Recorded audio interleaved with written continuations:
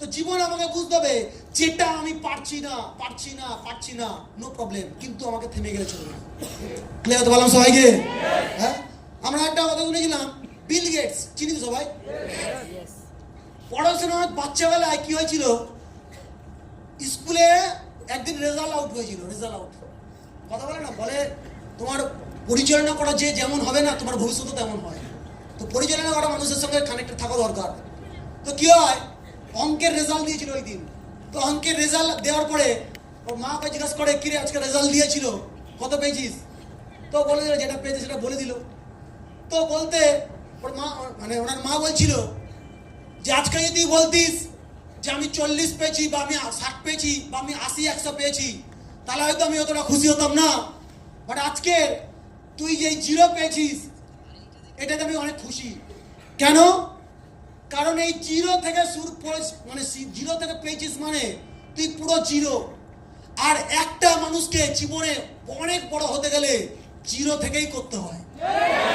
তার মানে তুই 0 পেয়েছিস মানে আজকে থেকে তোকে টার্নিং পয়েন্ট শুরু। আর আজকে থেকে তোকে কমিটমেন্ট করতে হবে, আজকে থেকে পড়াশোনা শুরু করতে হবে, আজকে থেকে তোকে জীবনটাকে চেঞ্জ করতে হবে। হ্যালো, কথা হচ্ছে শোনো, আমাদের ফ্যামিলিতে কেউ 0 পেয়ে আসে কি করা হয়? হ্যাঁ, ঝাঁটা বাড়ি মারবে, হ্যাঁ কি না? প্রথম মায়ের কাছে গেলে ঝাঁটা দেওয়ার কিছু নেই, হ্যাঁ কি না? তারপর 2-4টা খিস্তি কামড় দেবে, হ্যাঁ কি না? ছেলেরা ডিপ্রেশন হয়ে মনে করবে যে আমার দ্বারা কিছু হবে না, চল লেবারে কাজ করি, হ্যাঁ কি না? Yes or no? তো ওনার শিক্ষা কি দিল? 0 পেয়েছিস, নো প্রবলেম, আমি খুব হ্যাপি আজকে, কিন্তু এই 0 থেকে তোকে আজকে শুরু হতো। তবে হ্যাঁ, এই 0 থেকে শুরু হতে গেলে তোকে কিছু মেনটেন্স করতে হবে। আজকে থেকে, আজকের পর থেকে তোকে প্রচুর বই পড়তে হবে, জ্ঞান নিতে হবে। মতো কথা, জ্ঞান, নলেজ নিতে হবে, নলেজ। শুধুমাত্র বই বলতে গেলে পুঁথিগত না, পুঁথিগত বই না, বইয়ের বাইরে থেকেও তোকে শিক্ষা নিতে হবে। তাহলে বলা চিয়েছ না? তাহলে প্রথম কি শিক্ষা দিচ্ছে? যে শুধু বই না, নলেজ নিতে হবে, বইয়ের বাইরে থেকেও নলেজ নিতে হবে। ক্লিয়ার করে বললাম? দ্বিতীয় নম্বর শিক্ষা দিচ্ছে কি, বলে তোকে সব মানুষ যেটা করছে এদের থেকে আলাদা কিছু করতে হবে, আলাদা। অর্থাৎ বলে এটা স্রোতের বিপরীতে দৌড়াতে হবে। কারণ স্রোতের সঙ্গে সবাই বয়ে যেতে পারে। একটা কাগজের টুকরোকে ফেলে দাও, ওই টুকরোটাও স্রোতের সঙ্গে বয়ে যাবে, হ্যাঁ কি না? কিন্তু বলছে স্রোতের বাইরে গিয়ে তোকে দৌড়াতে হবে। মানুষ যেটা ভাবতে পারছে না তোকে ভাবতে হবে। যে একটা সাধারণ ছেলে যেটা ভাবতে পারছে না, তোকে তার থেকে আলাদা কিছু ভাবতে হবে। তাহলে বলতে পারছি স্বর্ণ। আজকের এই স্মার্ট ভ্যালু প্রত্যেকটা ছেলে মেয়েকে এটাই অ্যাওয়ারনেস করায়, তুমি স্মার্ট ভ্যালু পেয়ে গেছো, তোমার কাছে কিছু নেই, 0 করো, 0, কোনো 0। আমি অনেক বুঝি, কোন লাভে? এত বুঝে এতদিন কি করেছো? অনেকে বললে আমার অনেক ট্যালেন্ট আছে। তুমি এতদিন ট্যালেন্ট নিয়ে করেছোটা কি? তুমি অনেক বুদ্ধি আছে, এত বুদ্ধি নিয়ে করেছোটা কি? এতদিন কিচ্ছু করতে পারো নি। তার মানে এটা তোমাকে বুঝতে হবে, তোমার অনেক কল্পনা, যে তোমার অনেক ট্যালেন্ট, তোমার অনেক নলেজ আছে, এটা কল্পনা। অ্যাকচুয়ালি তোমাকে 0 এটা মনে করতে হবে, 0। আর এই 0 থেকে এবার শুরু করতে হবে, এবার জার্নিং শুরু। 0 থেকে জার্নিং শুরু। তোমার যদি কোনো বন্ধু তোমাকে নেগেটিভ দেয়, তোমার বন্ধু কোনো ভালো পড়াশোনা করে ডিগ্রি নিচ্ছে, তোমার বন্ধু কোনো কেউ চাকরি করছে, ওদের সঙ্গে কম্পেয়ার করো, কম্পেয়ার।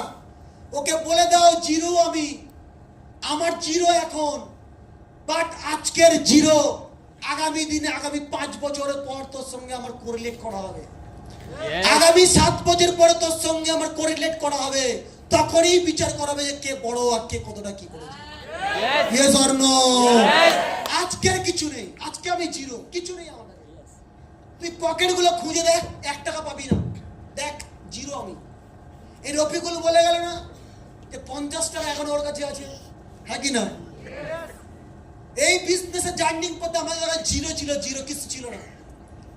অনেক কষ্টে 50 টাকা জোগাড় করেছিলাম, 50 টাকা জোগাড় করতে হয়েছিল। তো 50 টাকা নিয়ে তখন আমার কোনো টিম নেই, আমি আর রফিকুল দুজনে প্রত্যেকটা সময় ট্রেনিং নিই, অফিসে আসি, স্মার্ট ভ্যালু সিনিয়ররা যেটুকু বলছে সেটুকু করি, আরো বেস্ট অফ দ্য বেস্ট চেষ্টা করি, আরো ফাটাফাটি করার চেষ্টা করি। কিন্তু ওই বেস্ট ফাটাফাটি করার চেষ্টা করতে করতে একটা সময় কি এলো, পকেটে টাকা নেই। কিন্তু একটা সময় বলে না, কথা বলে না, একটা বাচ্চা গিয়ে মায়ের কাছে কাঁদে যে মা আমাকে স্কুলে যাবো 2 টাকা দাও, কিন্তু মা কিছু বলে না, কিন্তু বাচ্চা কেঁদে যায়।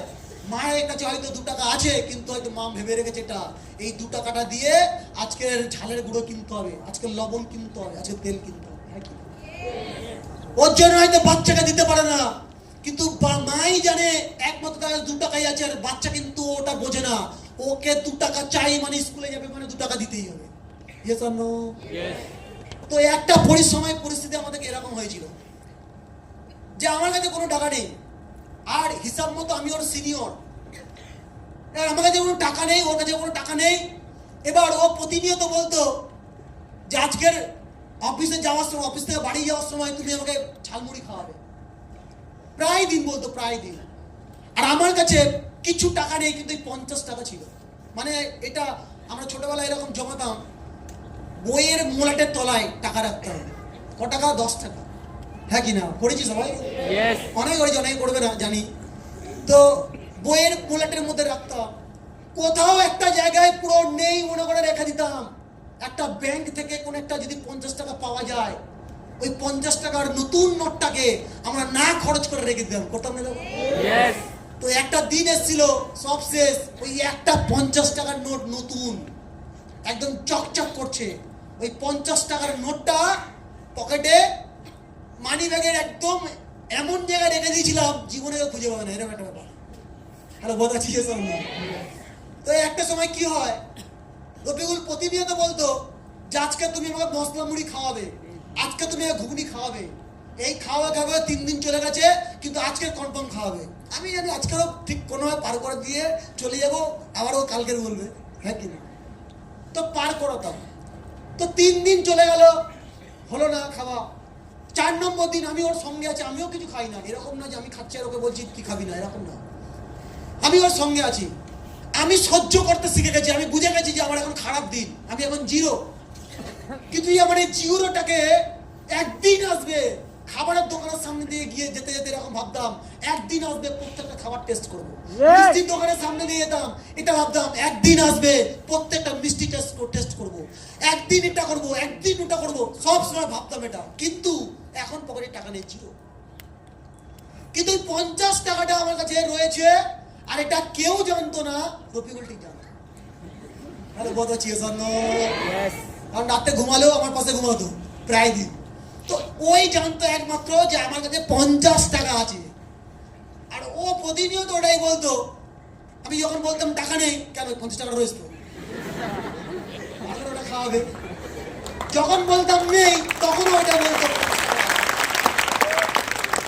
তো একদিন লাস্ট কি হয়, 4-5 দিন এরকম হাঁটিয়েছি ঝালমুড়ি খাওয়া বলে, ঠিক আছে? 4-5 দিন 6 দিন পার হয়ে যাওয়ার পর একদিন ও একটু খুব রেগে গেছে। তুমি এরকম, তুমি কিপটা লোক, এই তাই বিভিন্ন। তো আমি কি করি, যা হবে, মনটা খুব খারাপ।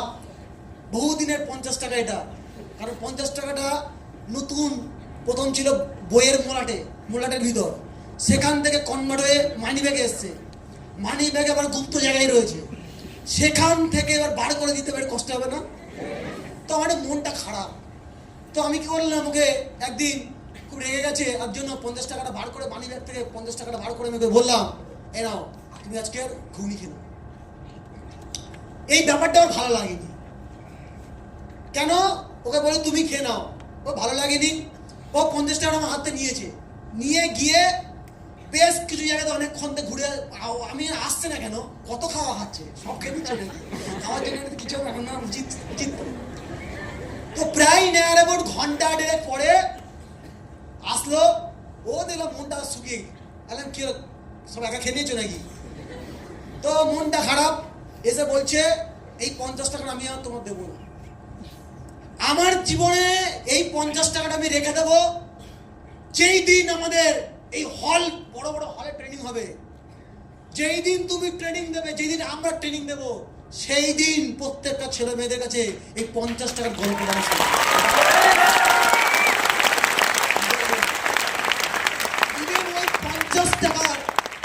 ওই 50 টাকার নোটটা যাতে না খরচা করতে হয়, কেউ যাতে না নেয়, তার জন্য 50 টাকার উপরে মার্কার দিয়ে কলম দিয়ে যা ইচ্ছা লিখে দিয়েছে, মানে ওই দিনের ঘটনা সব লেখা আছে ওই মধ্যে। কদিন ওকে ঘুগনি খাওয়া বলেছি, কতদিন ওকে মানে ঝালমুড়ি খাওয়া বলেছি, সব দুঃখগুলো দিয়ে ওর উপর কালি দিয়ে লেখা আছে। ওই নোটটা এখনো খরচা করেনি, এবং ওর নোটটা এখনো পর্যন্ত টিমের অনেক ছেলেদেরকে দেখায়, ভাই দেখ এই সেই 50 টাকার নোটটা। তাহলে বহুত চিজ। তো আমি এটা বলার মেন উদ্দেশ্য এটা যে আজকে তুমি শুধু মনে করো না এটা তোমার খারাপ দিন, আজকে তুমি মনে করো না এটা আমরা ওপর থেকে এই স্টেজে পড়েছি, এটা মনে করো না। আজকে যদি বলা যায় আজকে যে ইনকামটা করি, যে জায়গাটা বানিয়েছি, এই জায়গাটা বানানোর জন্য অনেক ঘাম ঝরাতে হয়েছে, অনেক মেহনত করতে হয়েছে। কথা চিজ এই যে 50 টাকা